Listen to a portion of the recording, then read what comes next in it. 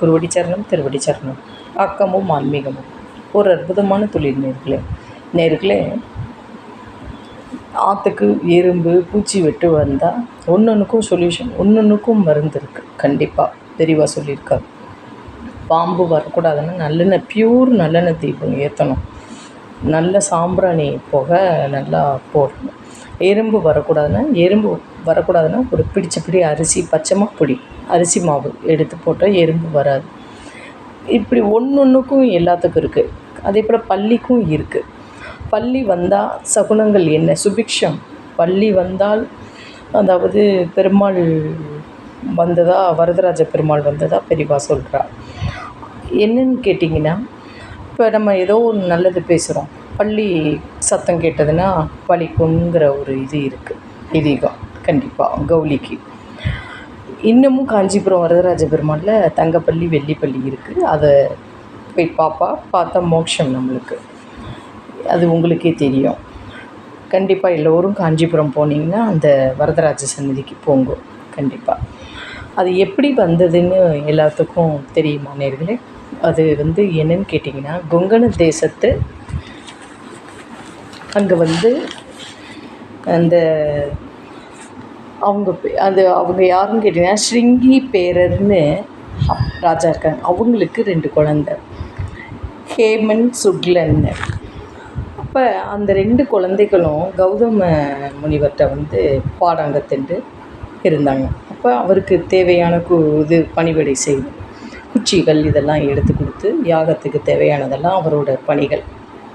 இந்த 2 குழந்தைகளும் நல்லா செஞ்சுட்டுருக்கிறச்ச கொண்டு கொடுக்குறப்ப அந்த ஹோமத்துக்கு தேவையானதெல்லாம் கொண்டுட்டு வர்றப்ப பள்ளி விழுந்திருக்கு அந்த தண்ணில்.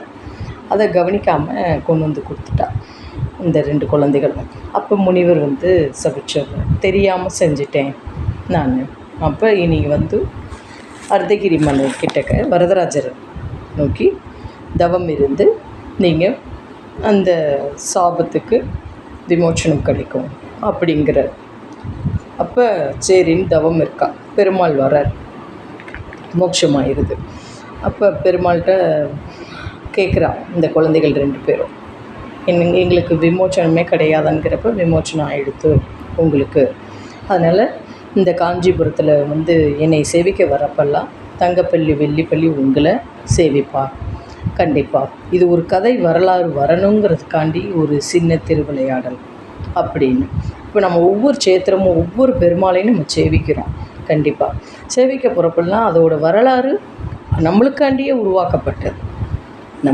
நம்மளுக்காண்டியே பெருமாள் உருவாக்கப்பட்டது ஒரு திருவிளையாடல். இது எல்லாம் உண்மை கதையல்ல, நிஜம். கண்டிப்பாக அப்போ